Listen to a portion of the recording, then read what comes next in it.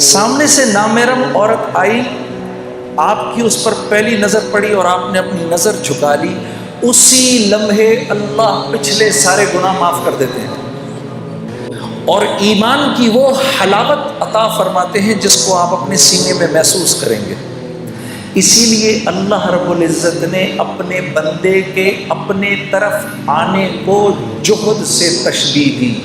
اللہ رب العزت کا ارشاد ہے والذین جاہدوا فینا، میرا وہ بندہ جو میری طرف آنے کی جہد کرے گا۔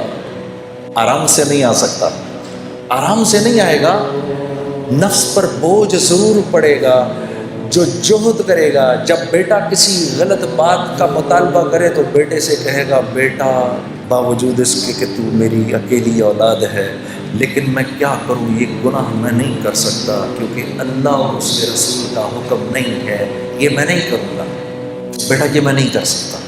اس کو اللہ فرما رہے ہیں والذین جاہدوا فینا، جو میری طرف آنے کی کوشش کرے گا، لنہدینہم سبلنا، میرے بندے غور سے سن، میں ضرور در ضرور تیرے لیے اپنی قربتوں کے راستوں کو کھولوں گا، پہنچ جائے گا تو میری طرف۔ جب ہم کہتے ہیں نا حسبی اللہ، سوچے سمجھے بغیر ہم کہیں نا حسبی اللہ، بس اللہ میرے لیے کافی ہے، اللہ کافی ہو جاتا ہے۔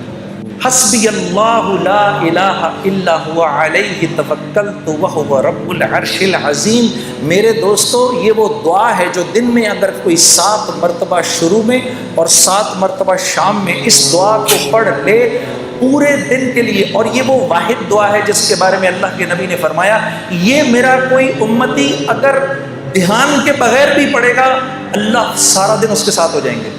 حسبی اللہ، میرا اللہ میرے ساتھ ہے۔ کبھی اکیلے میں بیٹھنا، اللہ سے اپنے گناہوں کی معافی مانگ کے پھر تھوڑی دیر میں دل کو ایک تسکین ہوگی، 2 آنسو نکلیں گے، سمجھ جانا اللہ نے خوش ہو کے معاف کر دیا۔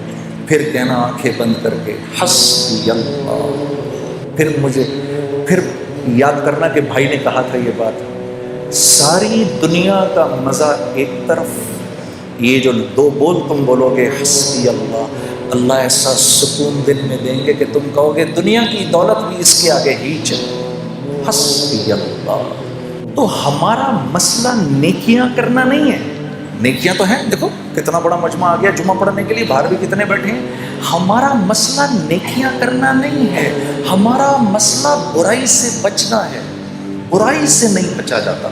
برائی سے بچنے کا کیا مطلب ہے؟ کیا گناہ نہیں ہوں گے؟ نہیں، گناہ ہوں گے۔ برائی سے متقی کون ہے؟ وہ جو گناہ نہیں کرتا؟ نہیں، متقی تو وہ ہے جو گناہ کرتا ہے فوراً معافی مانگ لیتا ہے، یہ متقی ہے۔ گناہ کیا معافی مانگ لو، اللہ مجھے معاف کر دے، معاف ہو گیا۔ پھر گناہ ہوا، یا اللہ مجھے معاف کر دے، پھر معاف ہو گیا، یا اللہ معاف کر دے۔ کرتے کرتے کرتے اللہ رب العزت ایک وقت آتا ہے، اللہ فرماتے ہیں میرے بندے چل دیکھتے ہیں کہ تو معافی مانگ کے تھکتا ہے یا ہم معاف کر کے تھکتے ہیں۔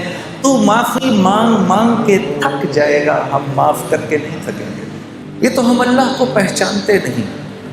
شیطان کو 2 دفعہ اپنے آپ کو دھوکہ دینے مت دو۔ پہلی دفعہ اس نے دھوکہ دیا گناہ کرا کر، اب وہ دوسرا دھوکہ دے گا، توبہ کرنے کا کیا فائدہ ہے، تیری توبہ قبول تھوڑی ہونی ہے۔ اس کو بولو اے بدبخت، جب تجھ کو اللہ نے نکالا تھا جنت سے، تو نے 10 دعائیں مانگی، اللہ نے ساری پوری کی، تو میں تو اس کا فرما بردار ہوں، میں تو کلمہ گو ہوں، اگر میں مان پڑوں گا تو میری نہیں مانے گا۔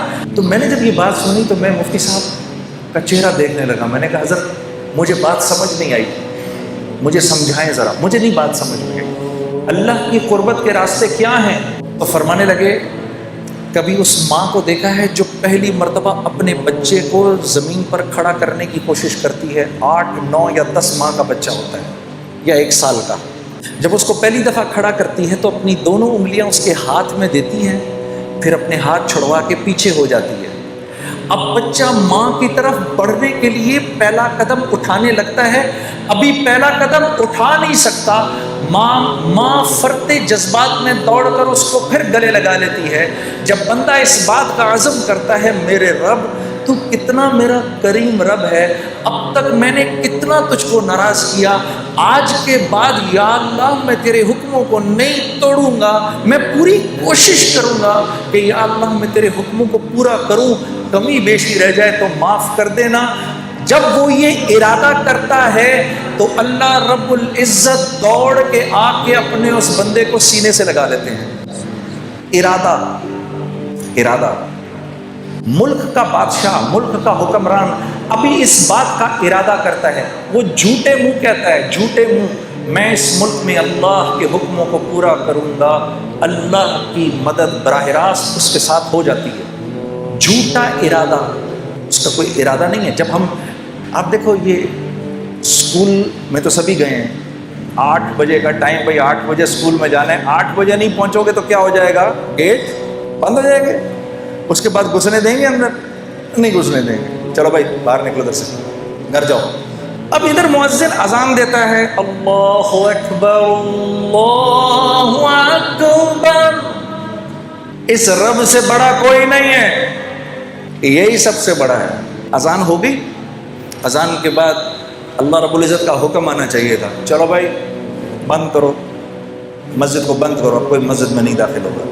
تو مؤذن سے کہا رک جاؤ رک جاؤ، ابھی تو میرے بندوں نے اذان سنی ہے، انہیں 15-20 منٹ تو دو، ابھی میرے بندے کاموں میں لگے، ابھی آئیں گے میرے بندے، ابھی آئیں گے۔ مسجدوں کے دروازے کھول دو، کیونکہ مسجد میری رحمت کی جگہ ہے، میرا گھر ہے، ابھی میرے بندے آئیں گے، کوئی بات نہیں اگر تھوڑی دیر ہو گئی تو، ابھی تو یہ آئیں گے۔